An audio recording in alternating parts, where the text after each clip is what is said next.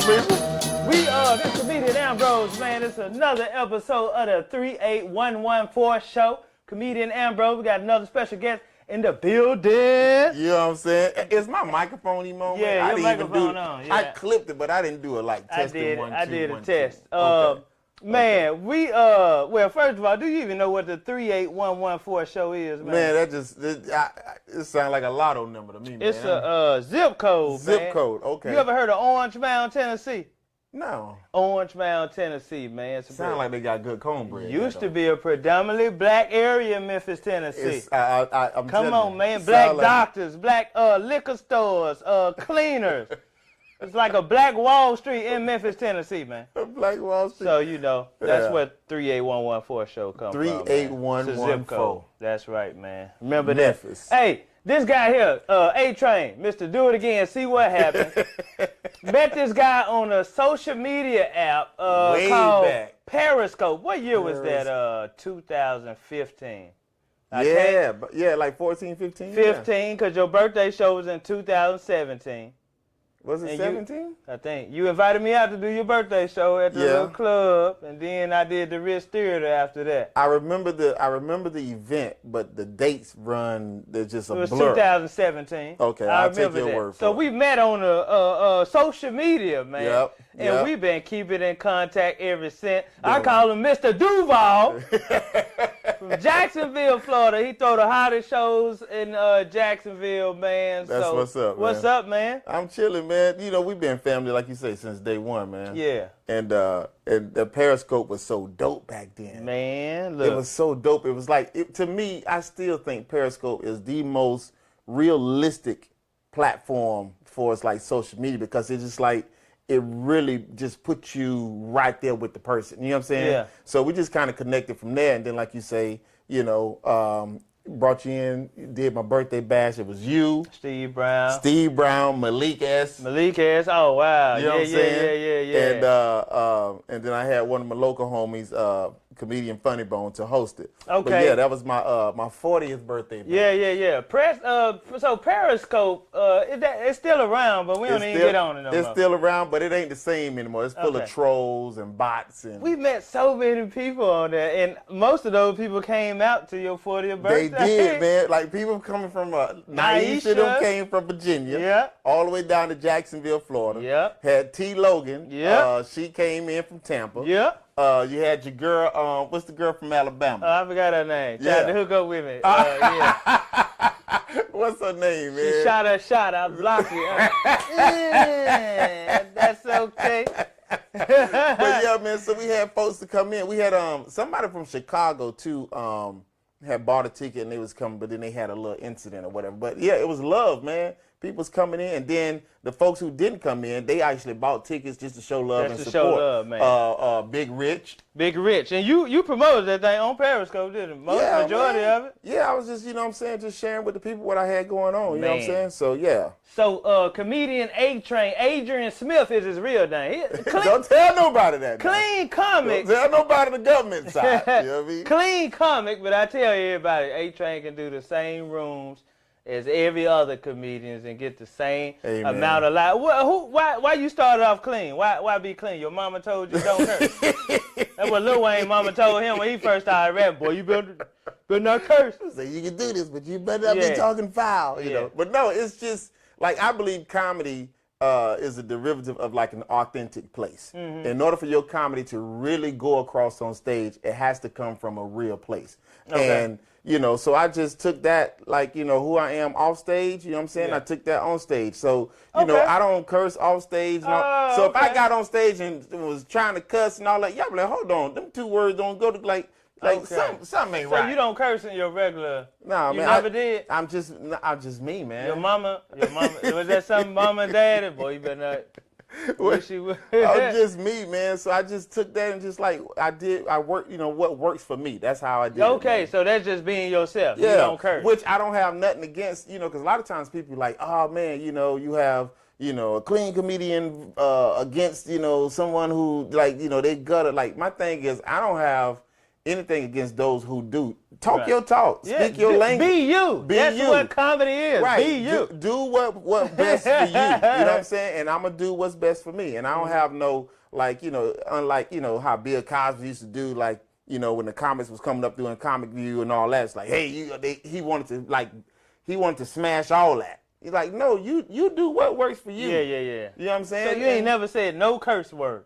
Yeah, no. I mean, like, it's just you ain't no slip up, no. You was a jet. You know what I'm saying? But like, for us, like my just way of life and dealing, like I just don't. You know what I'm saying? Okay. Yeah. I curse, y'all. Yeah. I remember I did the real still. I said, Atrain, I curse. He was like, man, my crowd. He was like, you can curse, man, but that don't.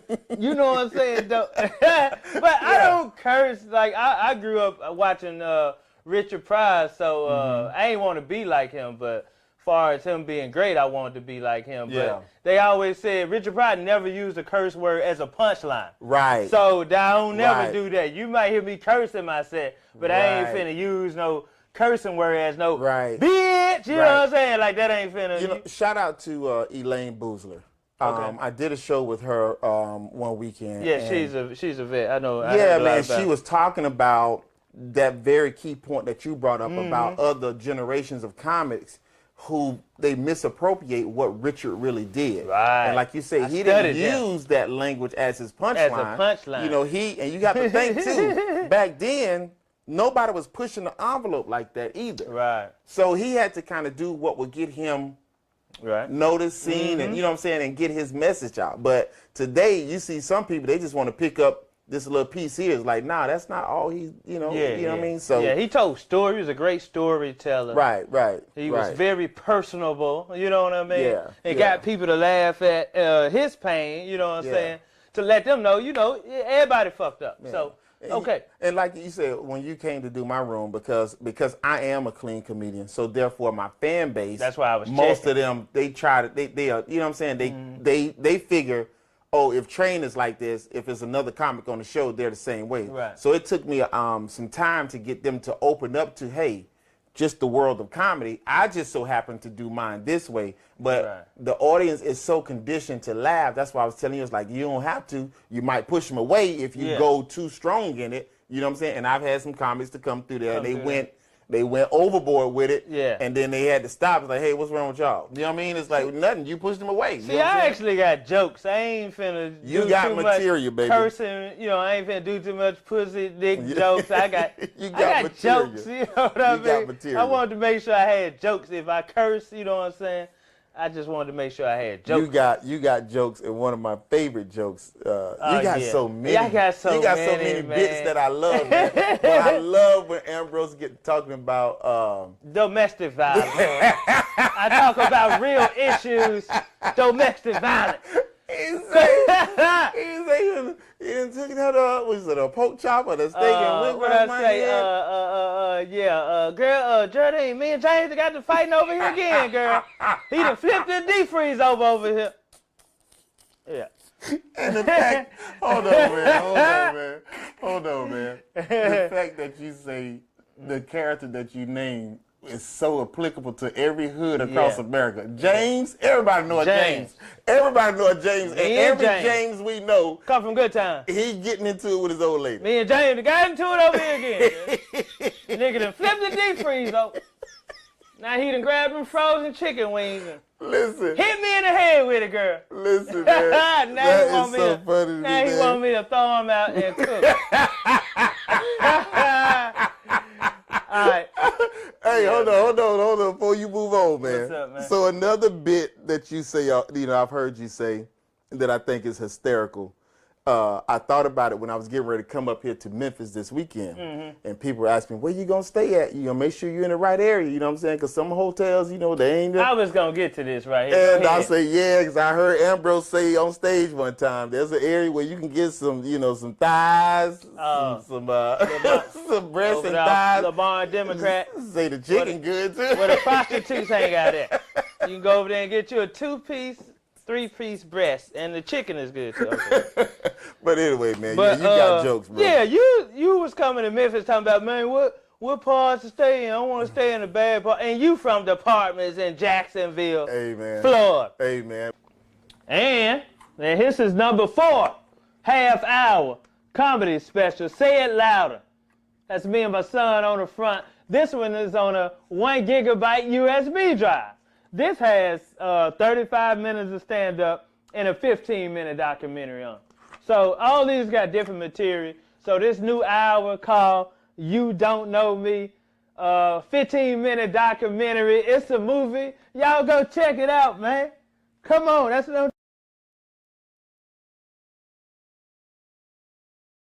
But you know, just because you from the hood, don't mean you don't respect the other hoods. You know what? This is one thing about being from the hood, though. No matter if you go out of town, you go to another, you know how to act. Yeah, yeah. If you are in the hood, mind your goddamn business. don't be yes, going around acting, hey man, you know somebody got some weed, hey man. Your business. And folks gonna respect you, man. And I know not to honk my horn at a Dodge Charger. The apartments, Jacksonville. What part of town that is, Jacksonville, Florida, man? Well, Duval is first of all, it's one county. I mean, Jacksonville has it's just one big county. It's Duval. Oh, that's it? Yeah. Okay, so, here in Memphis, we got the Tennessee. Like we in Shelby County. Right. So Jacksonville just got one county. That's Jacksonville Duval. got one county, and it's Duval. Oh, okay. 904. So when you hear people say Duval, that's the county, but that we refer to. And actually, you know, we refer to Duval more so than Jacksonville. You know what I'm saying? So that's the county, but then you have certain sides of town. Okay. And where I was raised up was on the north side. Okay. Now the north side, bad. The north side so is North like Memphis is bad. Like any north is bad. Well, you know, like south side Chicago. Right. Bad. You know what I'm saying? But in Jacksonville, it's the north side. Okay. That's where the hood at. You know what I'm saying? Everything bad. Right. So west side, south side, north and side. I grew up on Moncrief, born and raised on Moncrief. Moncrief is Jacksonville's Crenshaw. Oh wow. So, you know what I mean? So, when you say Moncrief, you know, people like, oh. That's the hood. Oh, brother. Yeah. That's the hood. Yeah. Police you're not going to see police over there unless they too deep. You know what I'm saying? Like, yeah. So, high school, college, any college? Yeah, I did the community college, you know what I'm saying, if that's college at all. What you wanted to major in? What you wanted to major in? Psychology, man. That was your thing? Well, man, like I'm one of those, I'm one of those kind of people, man. That whatever kind of people that is, one of them vibes. You know, I'm a thinker, I'm like, I get off into that kind of stuff, you know what I'm saying, personality traits and all that. So but psychology was my things, psychology and sociology, man. Yeah. Okay. That was what I was studying. You went all the way with it? I ain't go all the way, man. Ain't go all the Life hit me and said, hey, boy, you got time for no books. What happened? What happened? You got to get some bills paid. Oh, you got to get some paid. So, yeah. But, actually, I went to, I switched my credentials. I wanted to go to the fire academy. So I went I wanted to be a fireman. You want to get some money. That's what everybody said. Go be a fireman. Listen, good money. I've always wanted to be a fireman, man, like to my soul. You know what I mean? But then was going through the academy, man, and I'm an asthmatic. So it wasn't working out. You couldn't even get through boot camp. You can't do that. It was in my heart. It just wasn't in my lungs. Okay. So you know what? Funny joke. Carlos Miller from Oxford, Mississippi. Okay. You know he was a fireman. Was he really? Yeah. They were like, "What happened?" We had a fire. That was the last. Man. He said that was the last day. Man, I'm telling you, I'm an adrenaline junkie, man. Oh, for real? So you would go in there?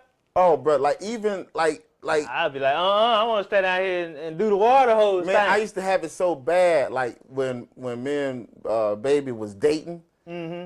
Like we on a date. That's his wife, ladies and gentlemen. We gonna get into that, baby. That's his wife. She first. Tracy, what it do? Shout out to my wife, Tracy. Baby, we call her baby. Y'all can't do that. Right. We call her. That's my name for her. So with we were on a we just like, nigga call my baby wife. Call my wife baby. But you know some people slip up because they think that's her name. Because that's all I say. They be like, they're like, hey, where baby at, man? They trying to like, all right, nigga, call my wife, call my baby wife or wife baby one more time. Yeah, or whatever. Some people like, I've never heard her name. Like, I've always just heard baby. Tracy, Yeah, so shout out to my wife, man. So we was like just riding one night, man, and we were dating, and brother, fire truck was coming, like our way, just blaring, you know what I'm saying? And I was like, oh man. So I whipped the car in a U-turn. And I used to follow the fire trucks to a scene, man. Like, for real? She was like, what are you doing? I was like, just wait. And man, we turned the corner, pulled up on the scene. Man, it was an apartment building, like about 3 floors or whatever, fully engulfed, man. Just ablaze. You saw yourself going in there helping them out? She was like, oh my God. I was like, man. So in one situation, I followed up, we were at her mom's house. And in the neighborhood, you could tell a couple of streets over something was burning. So, and you can look at the smoke and the rhythm of the smoke and the color of the smoke to let you know, okay, there's nobody on the scene. Like, this is burning, it's burning good. Yeah. So I told my wife, I said, hey, I'll be back, call 911, blah, blah, blah. So I jump in my ride and go around the corner, you know what I'm saying? I'm following the smoke. Sure enough, man, it was a car that was on fire, but it was still parked in the carport of the house. Damn. So the car was on fire and it started burning the house as well. I got the street blocked off. I'm keeping cars from coming down this street. You know what I'm saying? I'm in full. Atrain said, I'm going to be a fire. Right. I'm in full academy mode. I'm going to be a goddamn fire. I'm in full academy mode. Y'all ain't got to hire me. Hire my damn self. I'm out here taking care of the citizens, man. You block the street out. No. So after a while, I hear the fire trucks, I hear the engines coming, man. And then, it's a lot of commotion going on, and I just hear somebody like, nah, nah, nah, nah, nah, nah, nah, nah, nah, nah. And it's like, I turn around, the fire truck, I had him blocked from getting down the street. So I'm running down, the block, and I jumped in my whip and moved out the way, and they was trying to whip it. You know what I'm saying? They whipped through. You about to get fired, and you ain't even got hired. Them boys jumped off. They linked that thing up. They trying to get the hose right in. So I'm helping. Now I'm on the truck. Now I'm all on the truck. So I'm pulling stuff off, and we working. And them boys like, yeah, thank you, man. All right, yeah. They yelling and doing this, trying to get it set up. And, an engine, he already has a certain amount of gallons of water. He don't have to hook up to, the fire hydrant, for something like that to get it going. You got water on the truck that you can just open that mug up. You know what I mean? So they doing that and got the engineer. He hitting his gauges. A vivid imagination, y'all. And then, so we, listen to me, we. Not they, but we didn't extinguish this fire, man. You know what I'm saying? We got it down, and now it's time for cleanup, Yeah. Man, getting the hose and, trying to straighten stuff out and so it could coil up and drain the water out. And the dude was like, hey, man, thank you, man. He said, what station you with, man? I said, oh, no, man, I'm in the academy. I ain't on the job. He's like, you what? He's like, you in the academy. He's like, you ain't on no station yet? I was like, no, man. It's like, yeah. But it was in my heart. He didn't want to hire you right there? Man, should have hired you right there, man. But listen, every time I see a fire truck to this day, boy, I get a twitch. The only thing, if Atrain would have went in that house with all that smoke, and he got ass, well, they would have been hauling him out of there. Pull him out. Pull him out. Come on, help Atrain. But yeah, man. Atrain good outside. Yeah, man. So I always wanted to be a fireman, bro. Yeah. So I took that route with you wanted to be a psychologist, a fireman. Yeah. So, how the hell comedian coming to, well, we see why you already funny. But what's crazy is okay, so this month, me and Baby will be married 23 years. November 28th. Congratulations. Thanks, bro. So 24 years ago, because we dated a year and then got married. So 24 years ago. You've been married half of your life. I've been married half my life. Woo.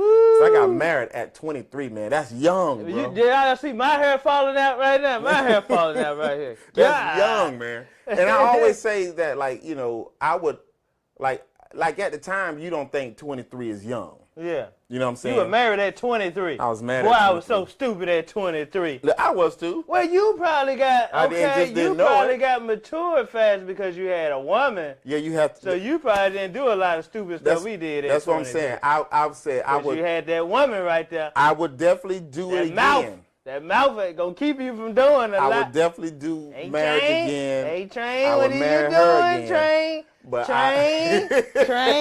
But I wouldn't do it as young. You know what? I'm not going with y'all, Flair. I'm not going. I wouldn't do it. I'm not going. Listen, man. Listen. So yeah, 23 was like young, man. So and you had to how grow old was up. baby? We're 6 years apart. Okay. Yeah. So you know. So she was 29. Yeah. You was 23. Yeah. Okay. Yeah. Okay. Yeah. Okay. So and she thought I was older than what I was. I always mess with them about that. Okay. She always 29, 23. Okay. She always thought I was older than that. You know what I'm saying? Because I guess I handled myself or whatever. But yeah, man, I was 23. But then when she got with you and you start having her in the car following fire trucks, she was like, "This guy is how old is this? This nigga's 12. This nigga think he a fireman. He don't work." But what's dope about it is, so 24 years ago when we were just dating, she used to tell me, bro, she used to say, she's like, "You ever thought about doing stand-up?" She's like, "You need to be doing stand-up." And this is how many years into today? It's 24 years ago, bro. 24. 24, my hand to God. And I was like, stand up? She was like, yeah, because she was kind of involved how many years? with the business. 2 years. It's 2 years, 3 years in? No, we were only talking at that time for a few months. Y'all wasn't even married yet. No, we was just dating, we was just chilling. That's why you married her then. Man, listen. So she saw something in you that you didn't even see in yourself. She saw the best in me. Listen, I always tell people. No one else around. I always tell cats, man, listen, if you want to hook up with somebody, you're going to lock somebody in your life, man, make sure you find somebody who can not only like accompany you with where you are, but they can accompany you for where you're going, and they see where you're going. And make sure you get somebody younger too. Amen. So man, to keep the balance. You know what I mean? Don't nobody want nobody. So she saw that, and keep in mind, Babe was like a publicist, and she do like publicity work for a lot of athletes, celebrities, and stars. So she was kind of around in the business back then. So she knew what she was doing and looking at. That's what I like about that, boy. Yeah. You got the jokes. Atrain, Do It Again Productions. The brain behind all of that is Baby. My wife. It's Tracy. Yeah. Smith. She got my stuff together. She handles all of my imaging. She handled Atrain. Just crack jokes. Atrain don't do nothing. Listen, man, Baby, she protects me in that way. I don't have to worry about nothing. That is a blessing. For when I hit the stage. You know what I'm saying? She does all the booking. She does the managing, the imaging, my press stuff, my website. She I ain't talking about just design. She put it all together, man. Like, you know what I'm saying? And I'm trying to get with you and Baby now. The shows, you know what I'm saying? she run that, produced that. If we get a divorce, Ambrose, I ain't gonna have nothing. I mean, y'all ever think about managing other comedians? Most comedians be like, she ain't tell not one joke. She don't get no part of this. She did everything. Bro, I ain't gonna be able to say that. She gets everything. I ain't gonna be able to say that. The judge. Have y'all ever thought about bringing other comedians in and, we got to get A-Train to where we want him first. Then we'll bring other comedians in and help them out. Okay. No, but we still do a little bit of that. I know y'all do that. Yeah, to a certain degree. We show love and mentor and, you know what I'm saying, and, give people what we, Okay. Yeah, you know what I'm saying? So she told you need to be doing stand-up. You never thought of it in yourself? I never, which is weird because at 7, I was just sharing this last week at a show up in Gastonia, North Carolina. At 7 years old, my brother, who's 8 years older than me, he used to call his friends in the house. And they run around the apartments. He's like, "Hey man, come in the house, man. I want y'all to see something, man." He said, "My little brother funny, man." And he would bring his friends in the house. True story. We all in the living room. He'll stand me up on the coffee table and tell me, "Go." You know what I'm saying? He'll have me doing jokes like maybe twice a week. You know what I'm saying? And at the time, I didn't know it. I'm just having fun. We just laughing, whatever. But that's stand-up. Right. So my brother turned me on to, like, Steve Martin, The Jerk, Richard Pryor, The Toy, and Red Fox and Flip Wilson and Benny Hill, you know what I'm saying? Like, he turned me on to all that stuff, and that was like at 7. So this is really my personality. Okay. But when she said it 24 years ago. Did something click in you when she said it didn't, because I was like, nah, I wasn't at that space during that time. You don't know what you're talking about, baby. And I was like, I ain't gonna stand up. And then it wasn't until about 10 years later. Wow. When it started like bubbling up in me again, and I was gravitating toward it. Started hosting some shows, and I'm like, I'm like kind of liking this, And then I started studying the game, and then she volunteered and put me in this comedy competition in Jacksonville. Boy, that's a woman without me even knowing. I need me a baby. And she said, hey, these people doing a comedy, need you a baby. I need me a baby. Damn. She said, hey, these people doing a comedy competition and showcase. And she said, I put your name in there and you gon' perform. I was like, perform what? She was like, stand up. It's like whoever win, they get to open up at this show that's coming to the theater in Jacksonville, this big theater in Jacksonville, and they get to open up for that show from 7 to 10 minutes. Yeah.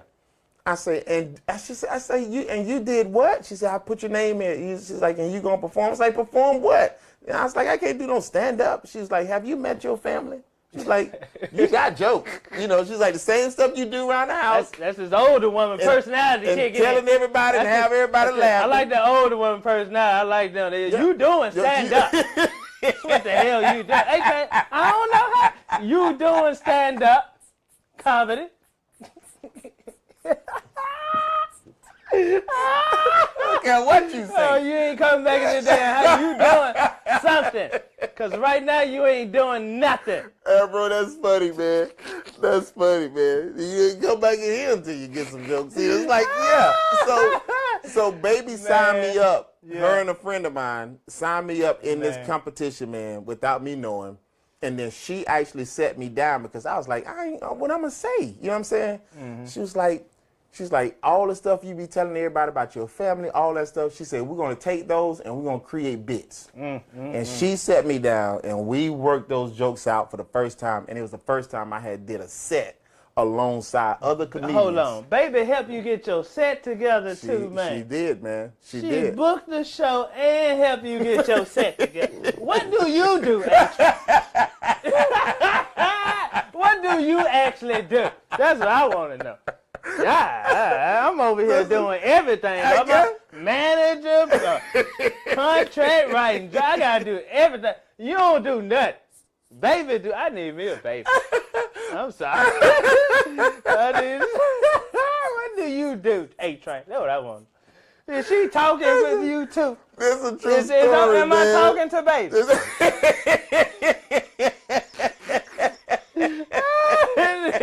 Ain't no A-Train. Baby do everything. Oh my God, man. Man, that's an excellent story. And for me, I'm not married, and man, that's you want to marry that right there. You want to marry. Listen. Somebody you can see the best in. Yeah, man. See what they got and take it and make it better. And make it better. And just the trajectory of it. She's that. Like, baby is the epitome of a wife. Like, every woman is not a wife. Okay, all right. Now, come on. You know what I'm saying? Every woman is not a wife. Okay. Well, okay, what are some women? You got some women that are wives, and what are some other women? You see A-Train Paul like, ain't finna go there. About a curse word about to slip out then. But I tell you, the proof of you recognizing if a woman is a wife, the proof is what she put her hands on. You know what I'm saying? If she can cause things to be better, I'm telling you, man. And not worse. Okay. Listen to me, man. So I'm just fortunate to have a wife, man, a real wife. And so that competition she put me in, I'm on stage going through these jokes, right, Ambrose? Real talk, man. And I'm saying to myself the whole time, man, this is stupid. Like, I'll never let her talk me into doing anything like this again. It's like, this is dumb. What are they laughing at? I'm doing all this in my head, and I'm trying to get through this thing so I can go sit down. Man, they laughing, and I'm like, that's stupid. What are they laughing at? Right. Man, I get a standing ovation, and I'm still like, this is crazy. I just want to go sit down. Ended up winning the competition. Okay. 2 weeks later, you got to perform at this theater downtown. Mm-hmm. In that time of 2 weeks, Tracy said, okay, we got to have some merchandise to sell at this show. Mm-hmm. She said, so you need a CD. You need an album. Right. She said, you need a CD. You need little 8x10, you know, so you can autograph and sign and sell those, and you need merch. Right. She gathered up a room full of people and say, all right, them jokes you did, we're going to do them again, we're going to record them. We got this. Dude, she had me looking like I was in the game 10, 15 years. Woo! The CD was dope. Right. Now, what was on the CD was trash, but the CD. It's the presentation that matters. I hadn't been doing stand-up a week. She talking about, you need to do an album. I'm like, what are you talking about? She said, yeah, because it's gonna be on this date. You doing an album. I show up, the place is packed out of just like our fans. You know what I'm saying? They all excited. We did the recording, did the live taping. She designed the CD cover, everything, the promo. I had the step and repeat banner, and at the time in the city, no comedian had that before I did. A banner. So the headliner pulled me to the side.